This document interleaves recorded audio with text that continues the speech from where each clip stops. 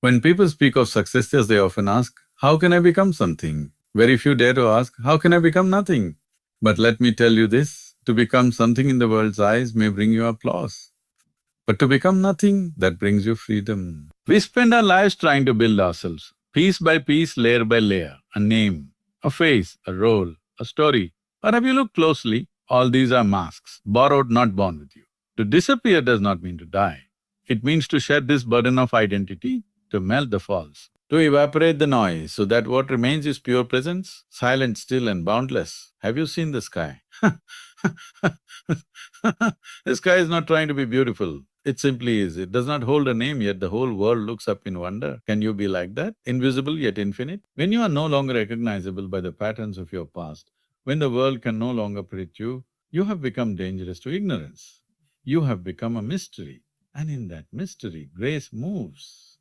What you call I must become so subtle, so transparent that even you cannot find it. Only then will you see that you are not this body, not this mind, not even this life. You are something far more magnificent. But to know this, you must first disappear. So don't seek to be extraordinary. Don't seek to be special. Seek to be nothing. Because in nothingness, everything becomes possible. Disappear and become unrecognizable. Not to the world, but to yourself. Only then you are truly free. One, when we speak of shedding the ego, we are not speaking of throwing something away as if it were a coat or a hat you can remove at will, but of slowly unbinding yourself from a fabrication so intimate that it has woven itself into the way you breathe, the way you walk, the way you walk, the way you speak your name, until even the reflection in the mirror begins to echo back not your presence, but the persona you have carefully built out of fear, memory, approval, and the desperate hunger to be someone. Two, this ego is not a villain but a survival tool that once protected you when you were too fragile to see yourself as boundless. Yet now it has grown into a prison whose bars are made not of steel, but of stories you keep telling yourself about what you are, what you are not, what you deserve, and what you must resist at all costs to avoid the terrifying possibility that who you think you are may be nothing more than a brittle thought. Free.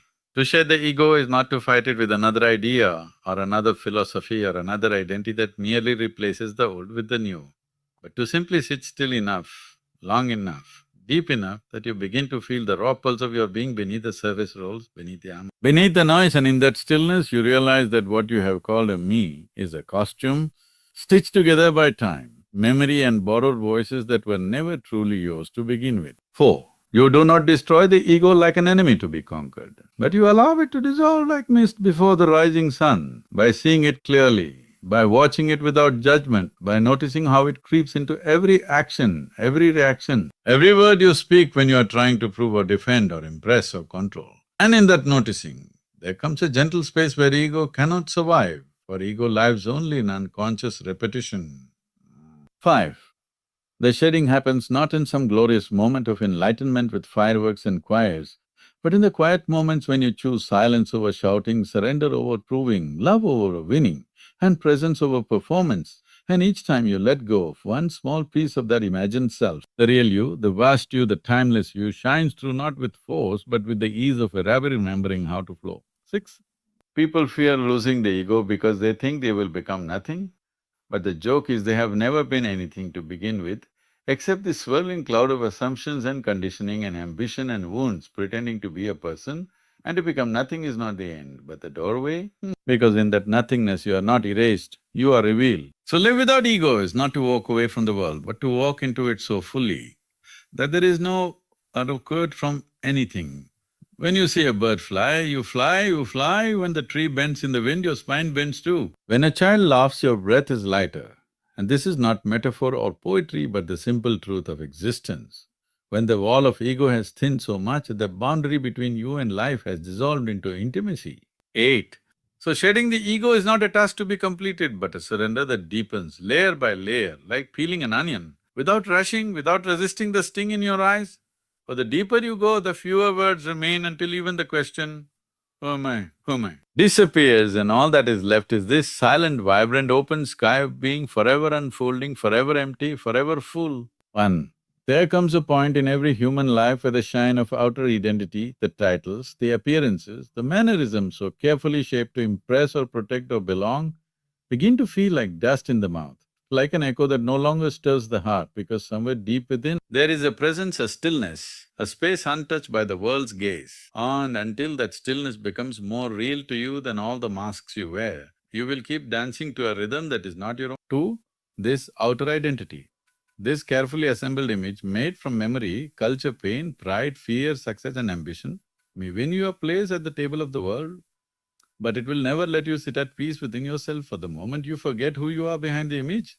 The moment the mirror becomes more important than the being, you will find yourself chasing approval as if it were oxygen, starving for recognition in a world that is too blind to even see itself clearly. Three, stillness is not something you acquire, not something you build with effort or polish with discipline, but something that has always been there.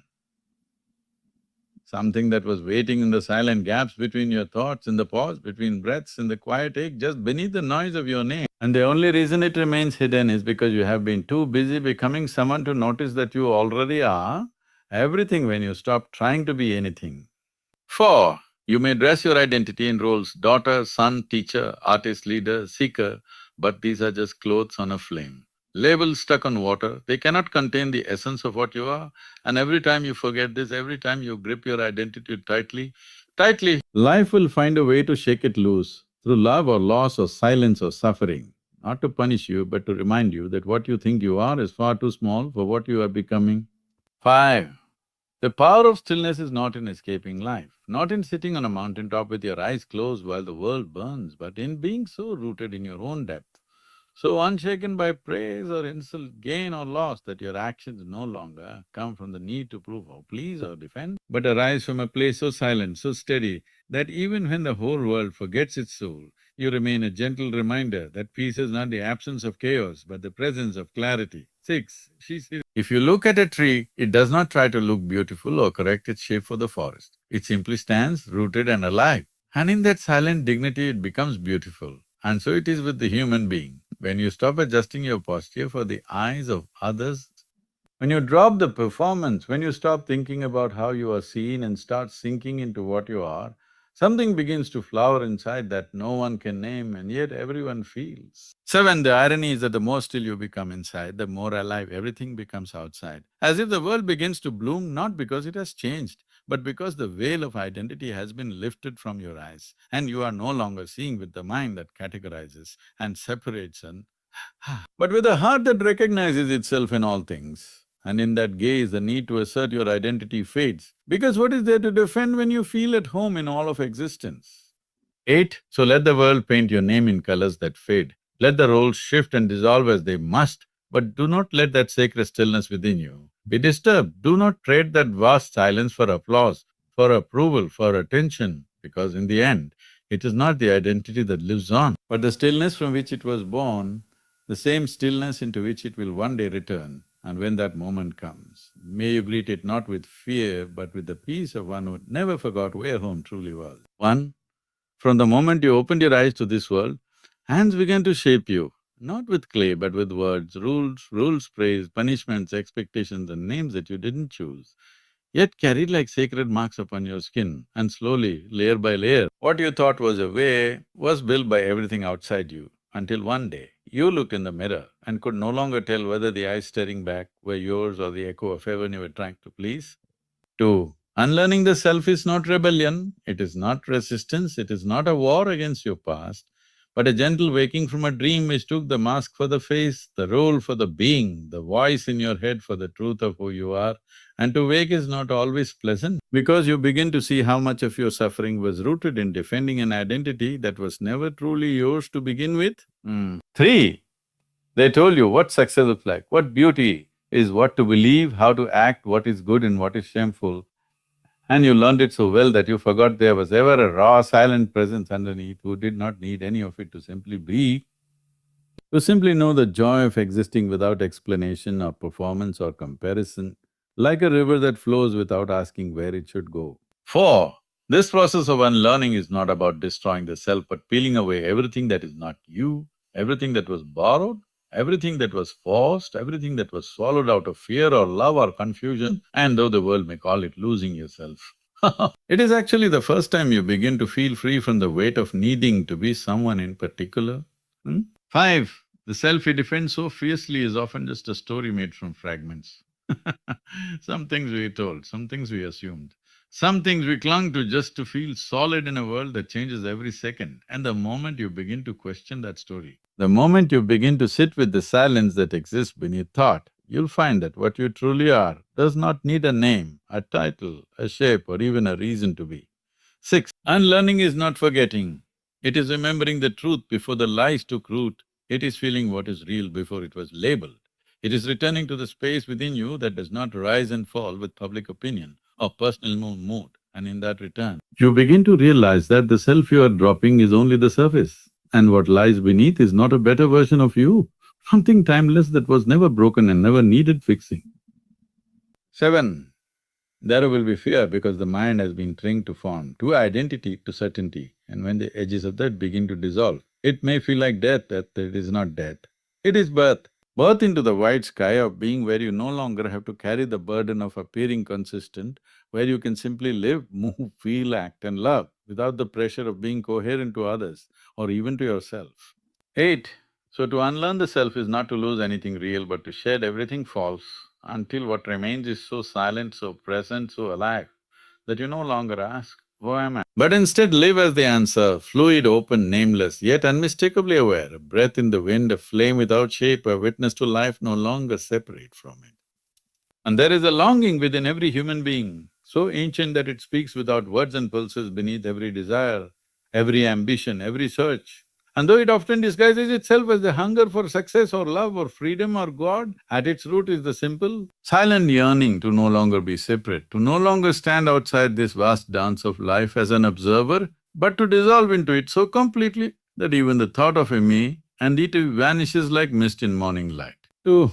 Merging with existence is not about attaining something new or becoming something great or reaching some spiritual peak, but about falling away from the illusion that you were ever apart, ever outside, ever other. And in this falling away, there is no sound, no drama, only a quiet slipping out of boundaries, identities and definitions that once felt so important but now feel like tight shoes you forgot you were wearing. 3. This is not a philosophy to believe in or a concept to debate, but an experience that begins in stillness, in watching a tree without naming it, in hearing the wind without comparing it, in feeling your breath without controlling it. Gently. You begin to realize that there is no observer and no observed, only one seamless unfolding of being, endlessly shifting, endlessly still. 4. To merge with existence is not to disappear in a void but to become transparent to the point where life begins to flow through you without resistance, where joy and sorrow move as freely as wind through leaves, where every sound, every face, every fleeting moment becomes part of your breath. Your skin you're seeing and you no longer know where your edges are because everywhere is within you. 5. People speak of finding themselves, but the real liberation comes not in finding a self, but in losing the idea that you were ever a separate self to begin with, for what you call AI is just a ripple on the surface of something unfathomable. And when you stop trying to hold the shape of that ripple, you fall into the ocean, not drowned, not erased, but expanded beyond recognition. 6. There is no need to go to a cave or abandon the world. For merging with existence can happen in the middle of the market, in the sound of laughter, in the grief of loss, in the eyes of a stranger, if only you are still enough, open enough, empty enough to stop dividing the world into what is you and what is not. Because in truth, there never was such a boundary except the one drawn by thought. 7. You cannot force this merging. You cannot manufacture it through ritual or logic or striving, but you can become available to it like a flute that does not produce music but allows the wind to pass through it, like a flower that does not seek light but turns toward it when the time is right.